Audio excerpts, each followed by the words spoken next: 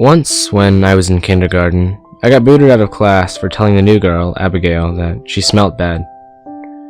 I remember it vividly, a bloody, burny, boozy smell that hit me the moment she came in. Abigail burst into tears, and I got a stern lecture on telling lies. But it wasn't a lie. My little nose had leapt forward 10 years into the future, where a teenage Abigail would drunkenly plow her neighbor's Mitsubishi straight into the front of an oncoming bus. When we met again in middle school, I smelt it a second time, along with the song she'd be playing on the radio. 5 seconds of a generic disco beat. The last thing she'd hear. I know it's bad to say, but I think there's something sacred about it. There's nothing more personal than someone's last moments of life. I try not to take it for granted. It's hard sometimes, though, especially once I got older and better at it. Along with smells came sounds, sights, and even feelings, though that last one was rare. In this day and age, most people go to their death with pastel colors and blinking machines and a faint whiff of hand sanitizer. Their brains too fizzled to know what's about to happen. There are exceptions.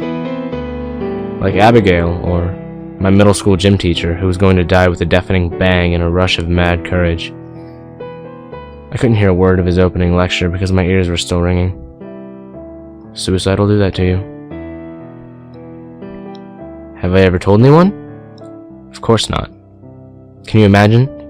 Even if they did believe me, which I doubt, it wouldn't be long before curiosity got the better of them. They'd want to know what I saw in them, which is fine for the heart attacks and the quietly in their sleeps. But what do you say to a murder? And no, you can't change it, don't ask me, because I already tried. I already fucking tried, and you can't beat the system. You just can't. I already lost someone to that. Her name was Phoebe, and she was in my history class at community college. It was a pretty small place, and I knew most of the other kids there, except for her. We weren't on speaking terms because every time she came within a few feet of me, I got the urge to vomit. It was motion sickness, but also something worse, fear. Hers was the worst fear I'd ever felt in another human being. I could hardly stand to be in the same room as her. I managed to avoid her for a couple months, until one day when she arrived late to class.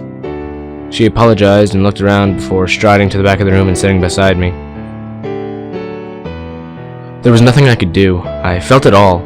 The nausea, the terror, and a vision, too, of me stuck fast in my seat as it hurtled headlong, flaming out of the sky. The ocean rushing up towards me, screaming, then smack! Nothing. When I came to, she was glaring at me. "What the hell is your problem?" she whispered. "What?" I asked, the queasiness subsiding. If you don't like me, then just say so, asshole.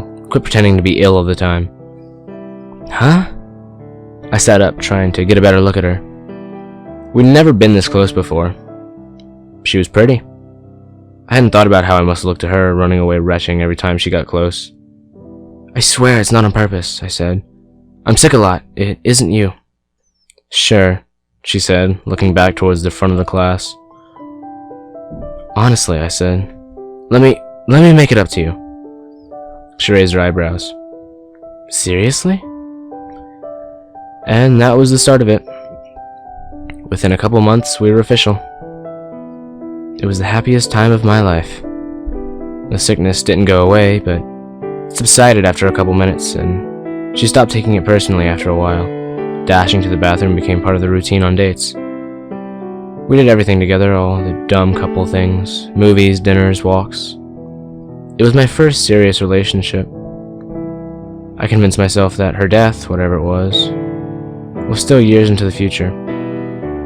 For a while, anyway.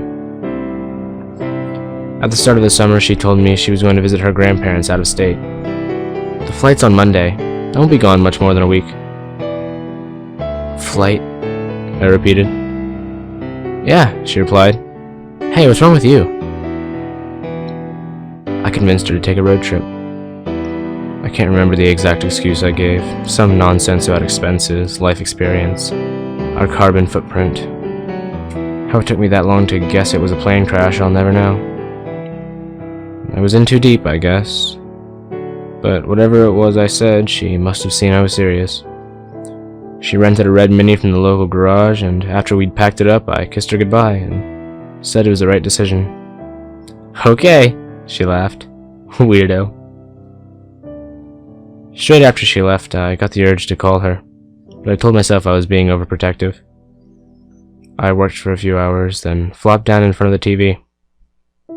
I watched bad reality shows until I got bored, then flicked to the local news station, just in time to see the breaking story of a 12-car pileup on a suspension bridge, when a truck driver, dozing at the wheel, had strayed out of his lane, clipping the corner of a passing car which swerved into another, triggering a chain of collisions which ended tragically when, some viewers may find this footage disturbing, a red Mini was forced over the side, plummeting into the ocean below.